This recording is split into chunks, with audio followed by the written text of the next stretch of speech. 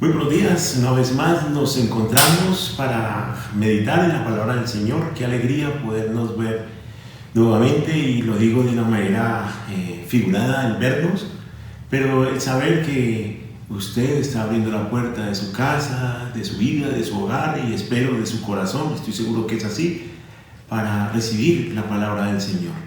Hemos venido estudiando la primera carta del apóstol Juan. Estuvimos viendo los primeros, el primer capítulo. Hoy nos vamos a adentrar en el segundo capítulo y vamos a mirar los versículos 1 al 6. Y he titulado este mensaje: Tienes derecho a un abogado. Tú tienes derecho a un abogado. Y antes de avanzar en este tema, quisiera que juntos oráramos para rogar la presencia del Señor en nuestras vidas, en su vida. Ahí, cuando usted va a ver este mensaje, le recomiendo, haga una oración y pide al Señor: Señor, habla a mi vida. Quiero escuchar tu voz. Quiero escuchar tu voz. También yo le pido lo mismo al Señor antes de la preparación de un mensaje, siempre que hable primero a mi vida. Y igualmente también le pido: Señor, guárdame de error en la exposición de tu palabra, y tu Espíritu Santo sea llenando mi boca, mis labios, mi mente, mi pensamiento con claridad, para que esta palabra llegue conforme no a mi plan ni a mi propósito, sino a lo que tú quieres para cada uno de nosotros. Padre, te damos gracias una vez más, un día más de vida que nos concedes. Es maravilloso saber que es un día en el cual podemos recibir de ti, como también abrirte nuestro corazón a nuestras diferentes necesidades. Yo quiero colocar delante de tu presencia a cada uno, comenzando, y me tomo el atrevimiento de comenzar por mí, por mi matrimonio, por mi hogar, mi familia. Pedirte, Señor, que tú intervengas en cada uno de nosotros. Hay necesidades en cada uno de mis hermanos, de mis amigos, de mi familia, Señor. Hay necesidades profundas, y ¿quién, sino tú, eres quien ha de tener toda la posibilidad de atender estas necesidades, Señor? Te ruego en el nombre de tu Hijo Jesús. Queremos ser personas que en tiempos tan tumultuosos, en tiempos tan difíciles, podamos no solo contar contigo para lo nuestro, sino que podamos también saber que tú cuentas con nosotros y tener la disposición de ser instrumento en tus manos para bendecir a otras vidas. En Cristo Jesús, dejamos esta palabra en tus manos para que la misma cumpla el propósito para el cual tú la envías. Amén.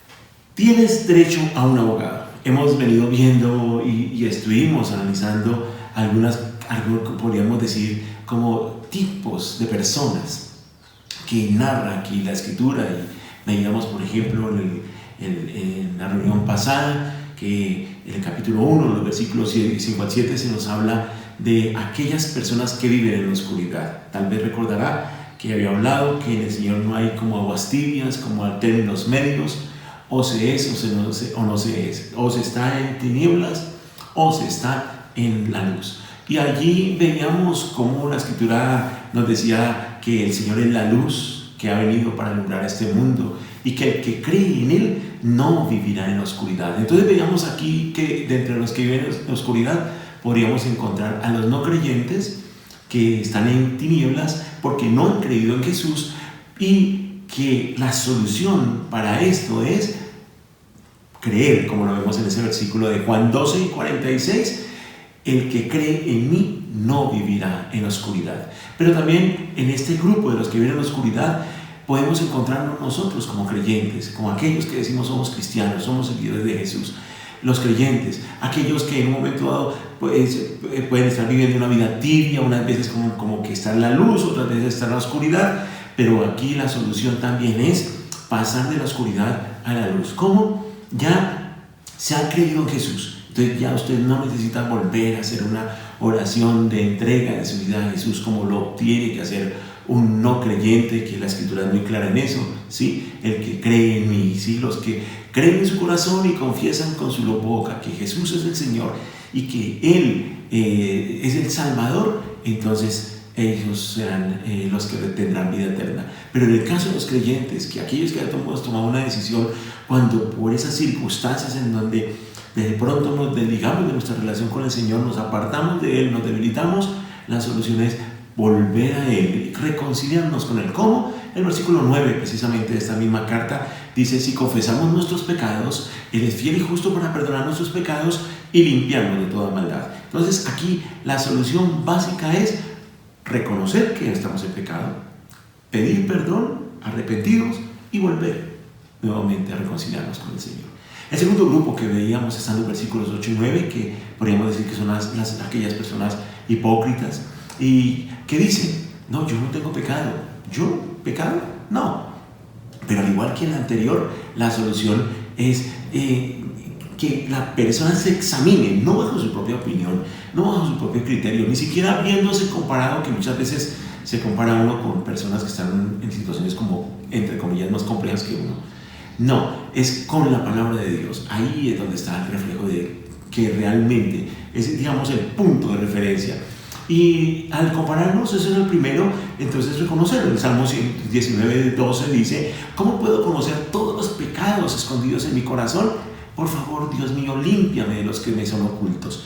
Sí, todos pasamos por esos procesos en los que creemos que no tenemos pecado, pero hay pecados que son ocultos, y qué bueno es que el Señor intervenga allí en nuestras vidas para poder sacar adelante la solución a ello. Y Juan 9 nuevamente nos dice: si ya el Señor nos muestra sus pecados y nosotros podemos reconocerlos, y muchas veces utiliza a otras personas para hacernos ver que andamos mal, nuevamente volvemos al versículo 9 que dice: si confesamos nuestros pecados, fiel y justo es Dios para perdonar nuestros pecados y limpiarnos de toda maldad. Hemos visto entonces ya dos grupos de personas: las que viven en la oscuridad y aquellas que son hipócritas, que dicen: yo no he pecado. Pero hay otro grupo, y recordamos que esta carta está dirigida de una manera muy específica a creyentes. Así de que no debemos mirar fuera de la iglesia, no debemos mirar fuera de nuestras casas, ni siquiera fuera de nuestras vidas, sino examinarnos a nosotros mismos. Los versículos el versículo 10 del capítulo 1, y ya nos adentramos entonces y vamos a mirar este grupo de personas, las que se autojustifican, que incluye los versículos 1 y 2 ya del capítulo 2. Pues hoy que vamos a continuar en eso, miren lo que dice la Escritura al respecto. Versículo 10 del capítulo 1 dice: si decimos que no tenemos pecado, le hacemos a él mentiroso, y su palabra no está en nosotros. Esto es reiterativo. Y luego en los primeros versículos, 2 versículos del capítulo 2 dicen: hijitos míos, os escribo estas cosas para que no pequéis. Y si alguno peca, abogado tenemos para con el Padre a Jesucristo, el justo. Él mismo es la propiciación por nuestros pecados, y no solo por los nuestros, sino también por los del mundo entero. Y esto tiene que ver con los que se autojustifican, que dicen: no, yo no tengo pecado. Y veíamos en la reunión pasada que pueden de pronto incluso argumentar que hago buenas obras, que estoy, o sea, como que empato mi falta con una buena actuar, pero no. Hablábamos como Adán y Eva quisieron ellos mismos como justificarse, argumentarse. El Adán dijo: la mujer que me diste, culpando a otros. Tendemos muchas veces a culpar a otros, y es desde el Edén, y esa naturaleza. La misma mujer dijo: la serpiente me engañó, y tenemos esa tendencia a evadir nuestra responsabilidad. Pero ellos también lo que hicieron fue cubrirse con hojas, ¿sí? Y tejieron como un vestido, como para cubrir su desnudez, porque sentían, veían que estaban desnudos, se avergonzaron. Pero Dios utilizó otro medio, que fue sacrificar a un animal y con su piel cubrirlos a ellos, porque nuestros pecados no se cubren a nuestra manera, sino la manera de Dios. Por eso aquí se encuentra el grupo de las que se autojustifican, y por eso vamos a ver cómo el Señor nos habla de Jesús el justo. Cuando hablamos de este grupo de personas, entonces encontramos que se puede afirmar: no, yo no tengo pecado, ¿sí? Porque eso es lo que dice el versículo. Si decimos que no hemos pecado, no, yo no he pecado. Pero aquí está diciendo: no, entonces ya se considera por sí mismo perdonado. Es más, incluso muchas veces pecamos contra las personas, y a la vez es un pecado contra Dios, y creemos que con el perdón de las personas ya podemos tener la reconciliación con Dios, y no es así. Debemos obtener el perdón de las personas a quienes le hemos fallado, pero también necesitamos acercarnos delante de Dios para ponernos a cuentas con Él. Por eso la Escritura en Isaías dice, ¿no?, que si nosotros vamos a presentar una ofrenda delante del altar y nos acordamos que tenemos algo pendiente con uno de nuestros hermanos, dice, deja tu ofrenda en el altar, ve y reconcíliate con tu hermano, y luego sí, ve y ponte a cuentas conmigo. Si tus pecados fueren como la grama, como la nieve serán emblanquecidos.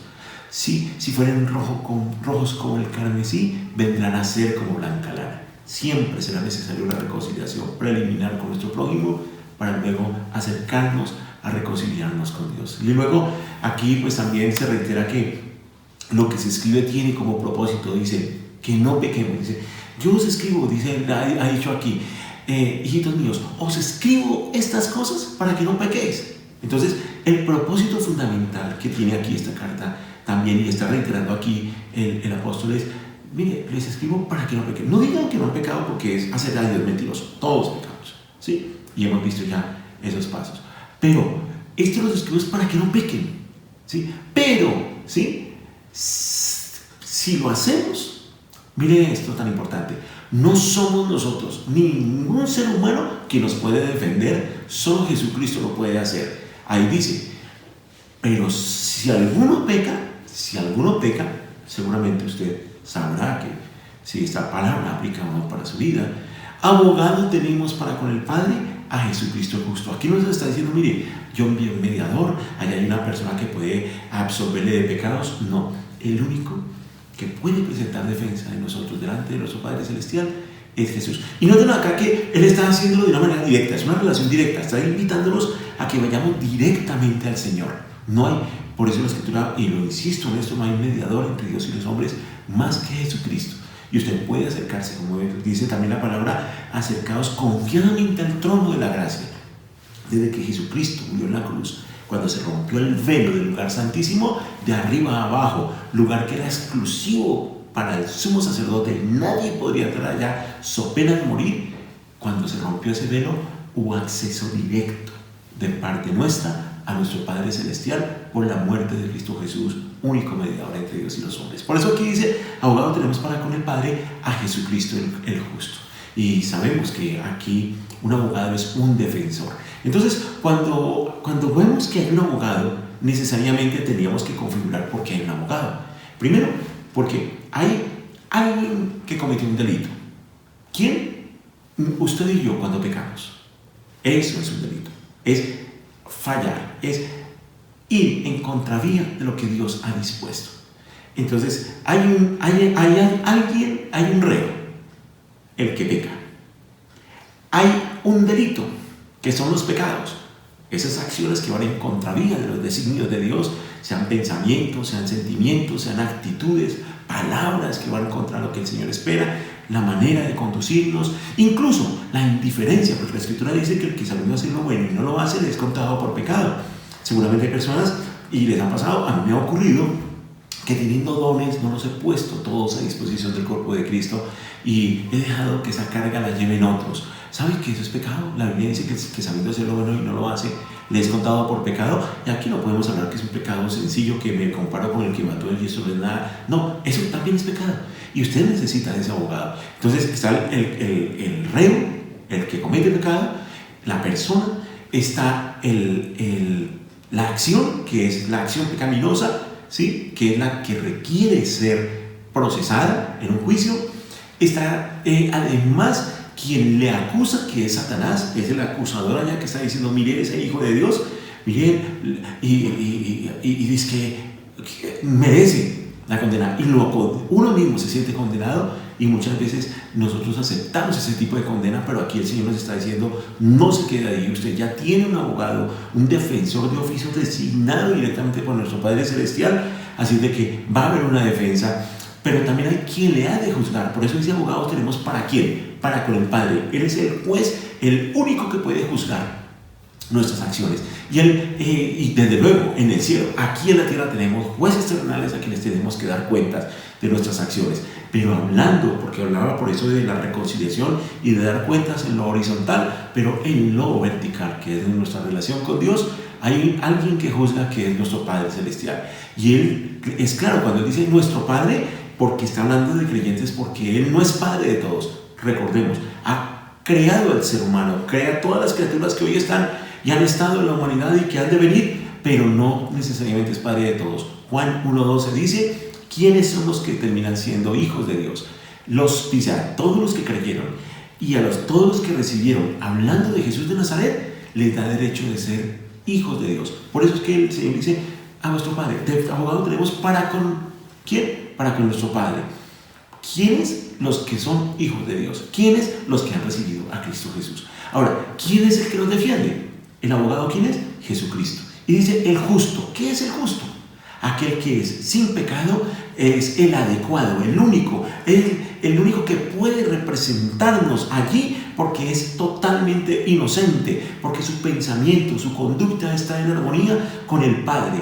No nos defiende argumentando que fuimos inocentes y buscando alguna manera de que como a veces sucede aquí en la tierra, la persona dice: me declaro inocente. El abogado dice: él es inocente, a pesar de que hay evidencias tangibles de sus pecados, de sus faltas, de sus delitos. Jesús no es ese tipo de abogado. Jesús por eso es justo. Él lo que va a decir es: sí, él ha pecado, sí, él cometió esas faltas. Él no va a mentir, porque él es claro, él es verdad, no es mentira.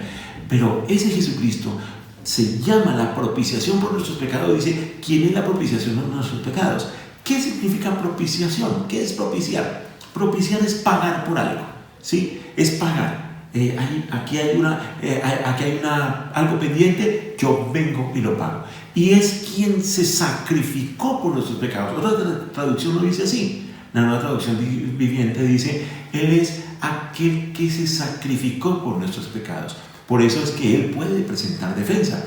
¿Por qué? Porque su sacrificio nos limpia de todo pecado, nos libra de todo pecado. Pero claro, tiene que ser necesario el no declararnos inocentes, sino asumir nuestra responsabilidad, arrepentirnos, pedir perdón por nuestros pecados y tener claro que la sangre de Cristo nos limpia de toda maldad. Entonces, viendo lo que estamos viendo acá de este versículo, es interesante que termina diciendo en este versículo 2, dice: pero no solo por nuestros pecados, sino por los de todo el mundo. Miren cómo hace la diferencia. Si la propiciación, si ese perdón que tenemos, si ese abogado que tenemos para con nuestro Padre, cuando dice Padre, fuera para todo el mundo, no sería necesario que dijera no solo por nuestros pecados, sino por los de todo el mundo, sino simplemente diría los pecados de todo el mundo.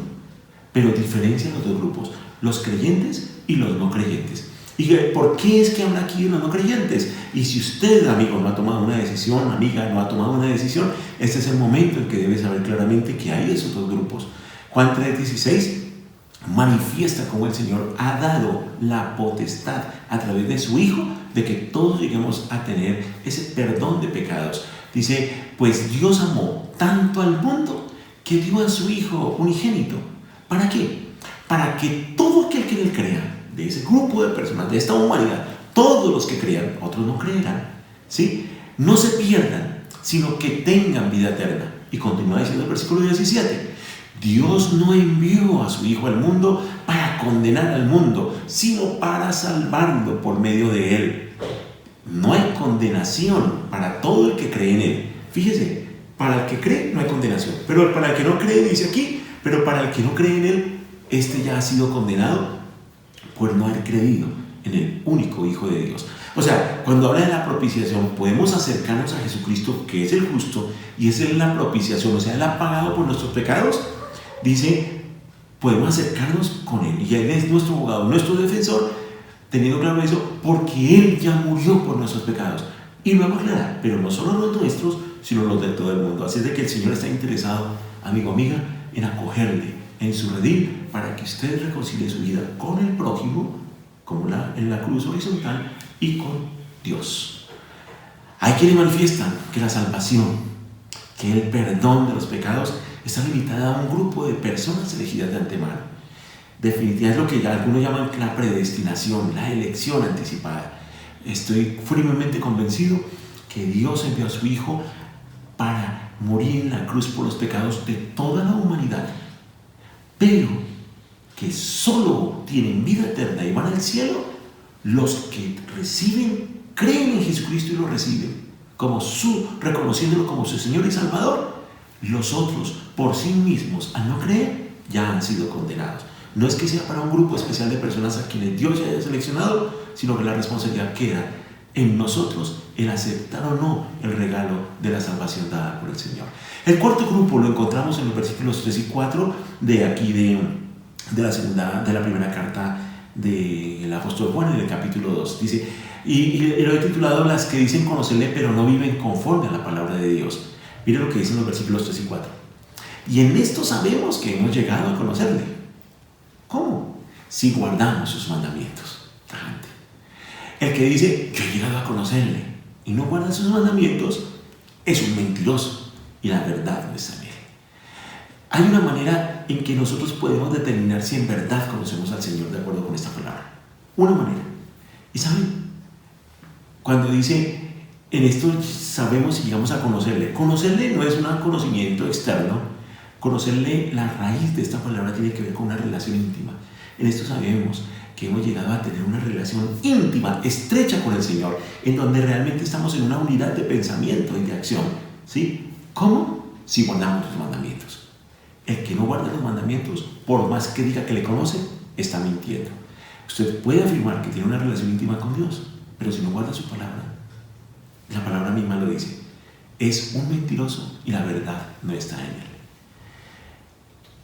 En quinto lugar, y para terminar, los versículos 5 y 6 son las personas que en verdad son creyentes.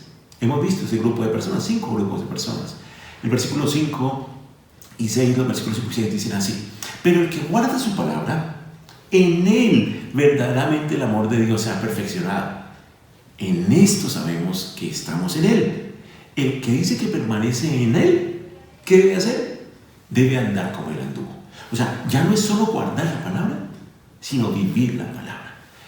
Por eso aquí podemos decir claramente que usted no necesita decir que está en comunión. Mire que en el primer grupo decía, el que dice que yo he llegado a conocerle, pero no guarda su palabra, está mintiendo. En este caso no dice el que dice que sí lo conozco, sino, pero el que guarda su palabra. O sea, no necesita hablar, no necesita estar diciendo, yo soy un cristiano, que oro, que... No, su vida lo habla, ¿sí? La evidencia de que está en comunión con Dios es tangible, su vida lo refleja al vivir su palabra. Mateo 7:17 al respecto dice, un buen árbol produce frutos buenos y un árbol malo produce frutos malos. Un buen árbol no puede producir frutos malos y un árbol malo no puede producir frutos buenos. Por lo tanto, dice el Señor, hablando aquí Jesús a esta multitud allí en el Sermón del Monte, todo árbol que no produce frutos buenos se corta y se arroja al fuego. Así es, de la misma manera que puedes identificar un árbol por su fruto. Dice, de la misma manera como puedes identificar un árbol por su fruto, también puedes identificar a la gente por sus acciones. No necesita usted hablar de usted mismo, sus acciones están hablando de usted. Un creyente debe tener en cuenta y tener la certeza, según lo que hemos visto en estos dos versículos 5 y 6, dice, el que guarda su palabra, en él verdaderamente el amor de Dios se ha perfeccionado. Por lo tanto, puede tener la certeza de que el amor de Dios siempre estará obrando a su favor. Es un amor que cubre multitud de pecados. Y también debe saber que dice, está guardando, sabe que está guardando, viviendo, obedeciendo la palabra de Dios, ¿sí? Por eso dice, debe andar como ¿qué? Como Jesús anduvo. El que permanece en él debe andar como Jesús anduvo. Y entonces el amor de Dios se va perfeccionando en él. Y la más grande señal que en verdad usted está en comunión con el Señor, ya la encontramos en este versículo 6. El que dice que permanece en él, ¿qué dice? Debe andar como él anduvo. No basta solo con conocer la palabra. No va imposible solamente decir soy creyente. La realidad es caminar como Jesús.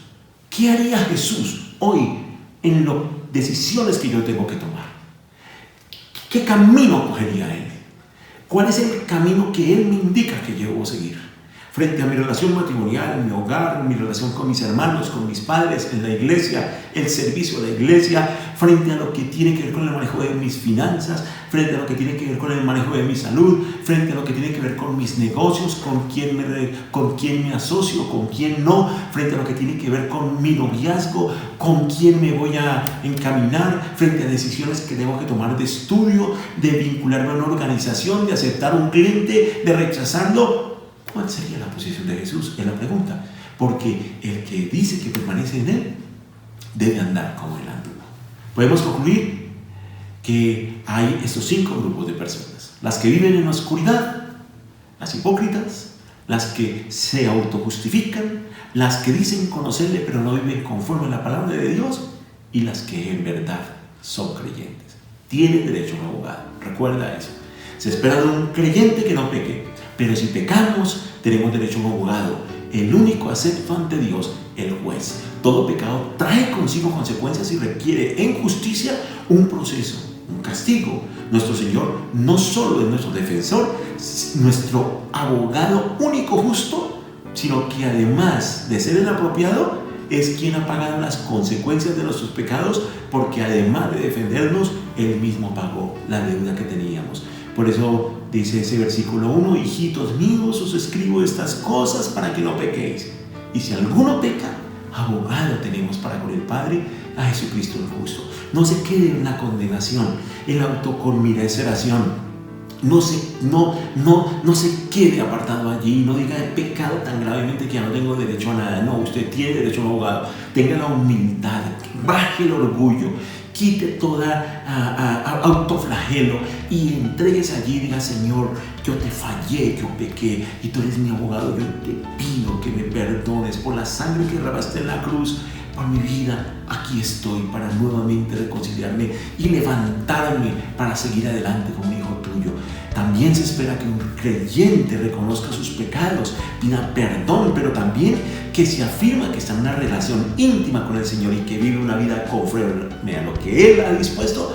Pues un abogado, Él va a estar siempre para defendernos. Ténganlo por seguro que siempre nos va a defender. Pero de acuerdo con el versículo 6, si nosotros decimos que permanecemos en Él, debemos andar como Él andó.